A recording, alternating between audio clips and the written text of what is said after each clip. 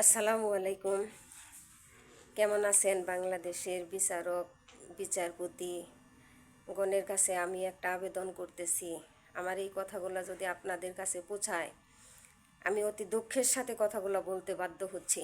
বলি নাই এতদিন, বলতে চাচ্ছি। যেহেতু আমাদের চেয়ারম্যান বাংলাদেশের প্রধানমন্ত্রী তারেক রহমান সাহেব বাংলাদেশে আসছে এবং আমাদের এখন প্রধানমন্ত্রী। আমরা দীর্ঘদিন দুঃখে কষ্টের সাথে আমাদের লড়তে হচ্ছে।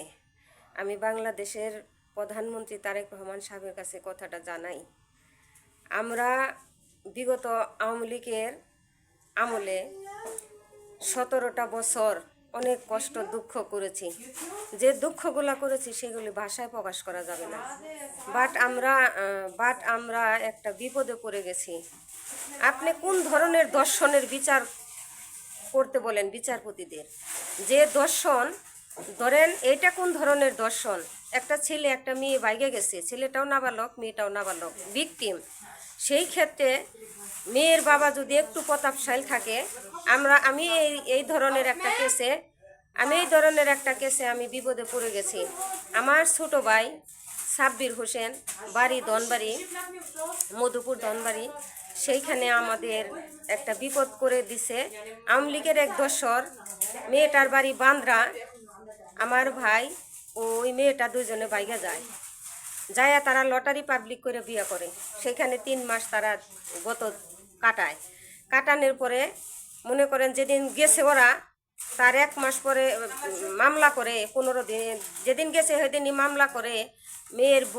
ছেলের ভাই একটা, ছেলের 2 বোন, ছেলের খালা, ছেলের মা। এটা কোন ধরনের দর্শন আপনি বলবেন?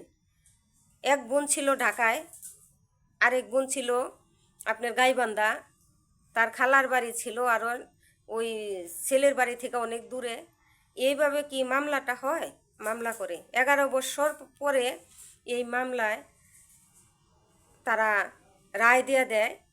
ওই ছেলের ভাই সাব্বির হোসেনে একটা উকিল রাখে।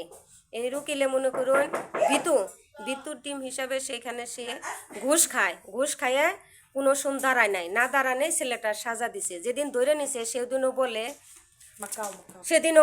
যে সেদিনও বলে যে এই মামলায় ধরে নাই। তাহলে কোন মামলায় ধরছে? আমরা জীবনে কোনোদিন ভুলই করি নাই।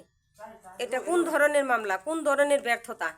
আমি বাংলাদেশ সরকারের কাছে সুস্থ বিচার তদন্ত করছি। ছেলেটার কিভাবে, একটা মেয়ে বিয়ে হওয়ার পরে ছেলেটার কিভাবে যাবজ্জীবন দেয়, কিভাবে দেয়? এটা কোন ধরনের দর্শন? এই ধরনের দর্শকদের যদি বিচার করেন, আজকাল বাংলাদেশে পুরুষ দর্শন বেশি হচ্ছে। আপনিও বাংলাদেশের সরকার দর্শিত হন নাই? আপনাকেও আওয়ামী লীগের দুঃসরা দর্শিত করে নাই? কতভাবে আপনাকে মামলা দিছে। আমি আপনার কাছে অনুরোধ করছি, আমার এই মামলার থেকে মোহাম্মদ সাব্বির হোসেনকে যেন বিরত দেওয়া হয়। বাড়ি মধুপুর ধনবাড়ি, সিঙ্গাটা, বাবার নাম হাতেম আলী, সাব্বির হোসেন। এই মামলা থেকে যেন বিরত দেওয়া হয়, তাকে যেন দ্রুত জামিন দেওয়া হয়।